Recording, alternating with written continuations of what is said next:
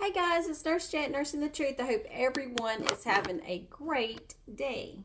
So, I have some more interesting finds for you today. As usual, Nurse J just comes creeping along the books and the documents and the internet archives and Wikipedia. You just never know what I'm going to find to tell you today. And I'm so excited because as truth unveils, as I've been telling you, it all comes together piece by piece. Now, it may take us a long time to fit all these little puzzle pieces together, but as great minds think alike, we will come to the conclusion. So, as we have been talking about the, Judah, Yehuda, and Yehuda and the maps of 1747 and in the early 1700s, and the kingdom of Judah is in Africa, which was in the slave trade, the transatlantic slave trade. So, what do you think about the Yahuds in Egypt? As I've told you, the priests of Osiris were called Yahuds or Yehudas. There is a wonderful, wonderful book by Robert Saba, Sabbah, Roger Saba. Not Robert, it was Roger. It's online for free. And it talks about the Hebrews of the Exodus. Wonderful book. And it's all Egyptian literature with everything else. So you must read it. Now, I keep getting this hair on my arm and I'm thinking, what is this? Okay, here we go. Something was tickling in my arm and I found it. Yes, and it's one of my long hairs. Anyway, so let's go about the city. Okay, so Heliopolis, right? So you have Heliopolis that was in the Bible, the city of On, like O-N. It's called like the city of lights. Also, it was called the city of An or Anu. Wow, city of Anu, right? The head daddy of the gods of Sumerian Trinity. Now, the Egyptian word for the Heliopolis or Leonopolis is Netahut. It is the Greek name for the modern area.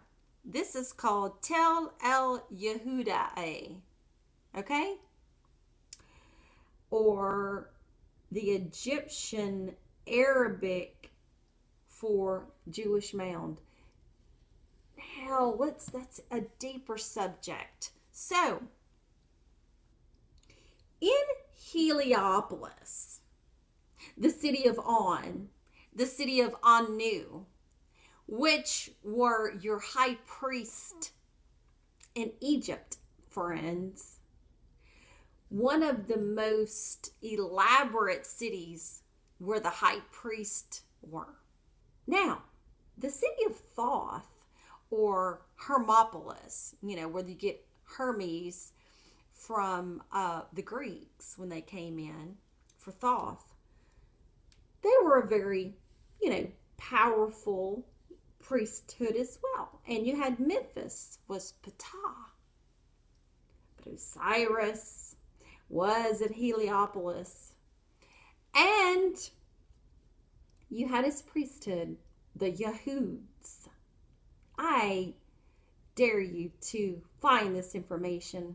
So, here you have Heliopolis, called for the modern era Tell-El-Yahudiya or Tell-El-Yahudiya, which in the Egyptian Arabic means Jewish mound. Yahud, Yahuda, Yahudi, Jew, Yahud. And this place was an Egyptian city of Egypt in the 13th nome or governorship in Lower Egypt. And it was on the Pelusiac branch of the Nile. So, it says that Netahut, which was the word, the delta site of Tell-El-Yahudiya, mound of the Jews, probably dates to at least as early as the Middle Kingdom. Hello? Middle Kingdom? Let's check. Let's see when the Middle Kingdom is. So let's do this. Middle Kingdom. Let's see, Middle Kingdom. All right, let's go ahead and do this. Middle Kingdom of Egypt.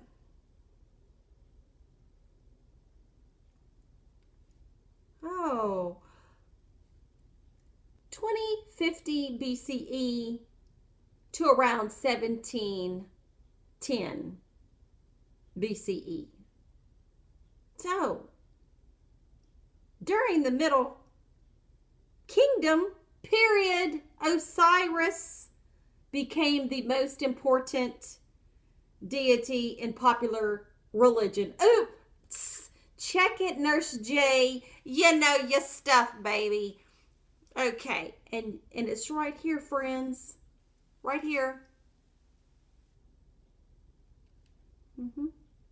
Let's see if I can get this. Yeah, Middle Kingdom of Egypt. So, you know, you don't think I'm just reading from some BS. So now let's go back. Okay. Now, it says that this mound of Jews probably dates to at least as early as the Middle Kingdom and seems to have been occupied right up to the Roman period. Ooh.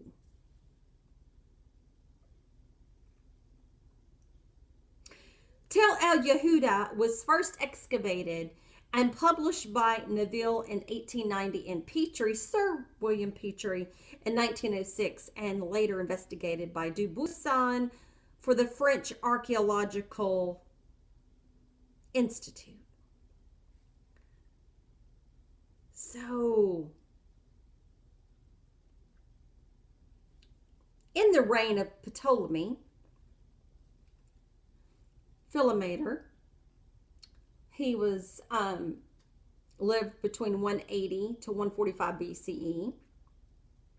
A temple modeled after that of Jerusalem was founded by the exiled Jewish priest Onanis IV. So let's think about this. If, for some reason, why would a Jewish person, the white ones,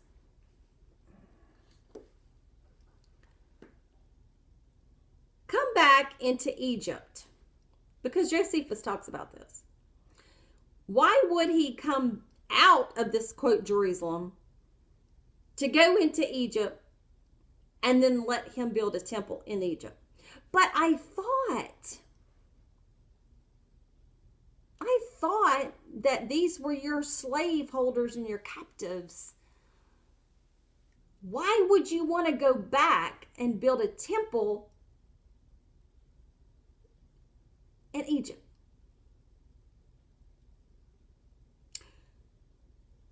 The Hebrew colony, which was attracted by the establishment of their national worship at Heliopolis, and which was increased by the refugees from the oppressions of the Seleucid kings in Judea, flourished there for more than 3 centuries afterwards. After the outbreak of the Jewish War, the Heliopolis temple was closed in the 1st century CE amid the general backlash against Judaism. So let's see. The Yahuds, the Jews, went back to Africa, Egypt.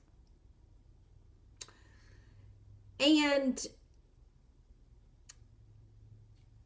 let's see what else it has to say.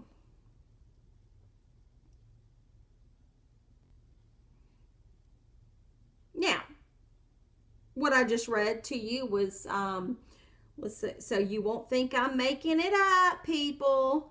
It's Wikipedia under Leontopoulos, Leontopolis, and for the modern term called Tell-El-Yahudiya,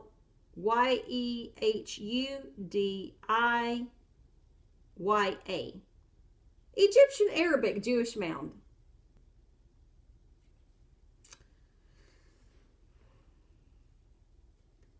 Now, the second website that I'm reading from is called egyptsites.wordpress.com. Okay? Talking about Tell-El-Yahudiya. Love it when a plan is exposed. So,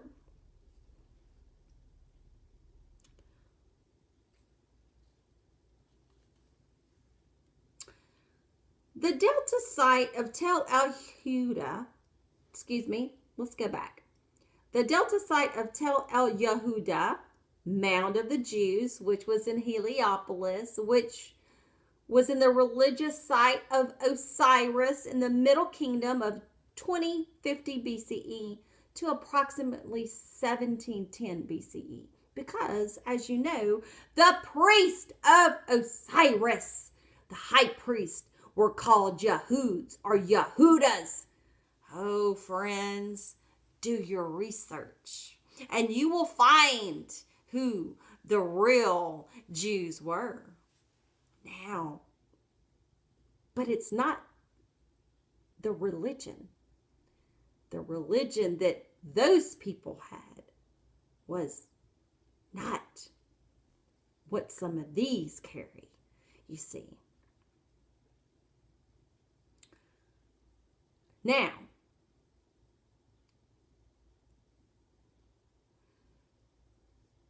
let's see. It was built in the 2nd century BCE, remember, modeled after that, by a Jewish priest called Onanus IV, who was given permission by Ptolemy IV Philometor to build a temple modeled on the temple in Jerusalem.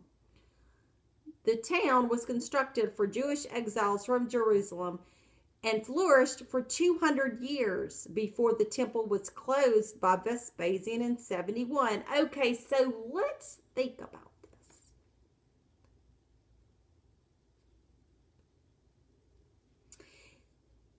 In this thing, it was saying that Ptolemy IV Philometor to build a temple modeled on the temple in Jerusalem. And the town was constructed, and this town, the town was constructed for these types of Jewish exiles. Sorry, guys. And these exiles flourished for 200 years before the temple was closed by Vespasian. So you mean to tell me that when all of these wars were going on, like I said, they left the Levant, per se. They came into Heliopolis, or Leonopolis, which is called City of Lions. Oh, please check it out. And they lived in this town and flourished for over 200 years. But get this. They were at this temple here, And then Vespasian destroys the temple in the Levant. Okay. Hope you're understanding this. Onias's temple and town was only a small part of the whole site, however, which had been called by the ancient Egyptians Natahut and the city of lions by the Greeks. The site dates to at least as early as the Middle Kingdom, like I've already said. And let's see here what else they said.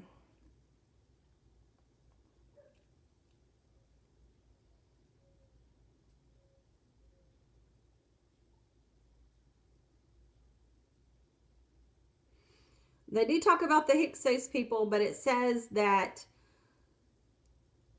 the Hyksos people were of Asiatic origin, which that would mean Asia Minor, who were known to have gradually infiltrated the Delta regions during the late Middle Kingdom, becoming a very, very powerful force in Egypt during the Second Intermediate Period. Tell-El-Yahudiya may have been one of their strongholds, although some Egyptologists regard the structure as religious than a military. Little of the enclosure walls survive today. You're going to love this. And this is why I had to share this. It says, remains of the colossal statues of Ramesses II have been found inside the northern part of the enclosure, and it is thought that he may have also built a temple here. On the western side of the enclosure wall was a temple of Ramesses III, and probably a palace which was decorated with cartouches and rosettes and flowers and birds. Pottery dating to the Middle Kingdom and Hyksos period found at the site is especially characterized by a type of juglet named Tell-El-Yahudiya ware, which were manufactured from black fire clay and decorated. This city is about 20 kilometers to the north of Cairo, and it is off the road to Ishmael. Almost sounds like Ishmael. So you can get that off of egyptsites.wordpress.com. And what is striking, if you go to the egyptsites.wordpress.com, if you pull up some of these pictures that are, engraved, and it's all Egyptian stuff, y'all, this is dark people. I mean, these are the black Yahuds. These are the black Jews of Egypt and Africa. I'm going to show you a picture. Because it's showing, let me go back here. Okay, so first of all, I'm going to show you that this is what they found, okay? Now, I'm going to get the bigger picture here. Now, you tell me if this isn't some black lady. I mean, I don't know. What you think? And what about, oh, darn it. I didn't hit my thing now. Oh, I get so excited when I find stuff. Okay, here we go. Come on, monuments. All right, here we go. Okay, that was one lady. Okay, here's another one. Guys, I don't know. What you think? I mean, this isn't real. I mean, these are dark people. I mean, this is a little bit lighter skin, black, I'm thinking. But these, that's a black lady for sure. Now, I can't get anything up on this one, but anyway. But, y'all, that's a black lady. I don't care what you say. And that's, I can't hardly get on that one. But anyway. So, it's getting clear and more clear that there was a type of people living in Egypt and Africa that had types of civil laws and religious ceremonies, but it was nothing like this. Now, we know that Akhenaten was crazy, guys. And I can see, too, in the scriptures when he says the chosen. And then the people there now, they took from what he was saying about his group of people. There was a mixture of people that he had. He had Egyptians. Hello. And he had, Shasu. He had Bedouins. He even had Bedouins guarding his city of Aten. Nomadic tribes, Asiatics. And if you read in the scriptures, it said intermixed with multitudes. So, I beg of you to read that book by Roger Saba online. The Hebrews and the origins of the Exodus. It's very easy to find. Type in his name and just put Exodus. And you'll find it. And it's online and it's like 250 pages. And he tells you about the Exodus. And it was about Akhenaten. And he goes into the Yahuds and the Yehudas and the Osiris priesthood. Please check it out. Until next time, I hope all this is sparking some suspicion.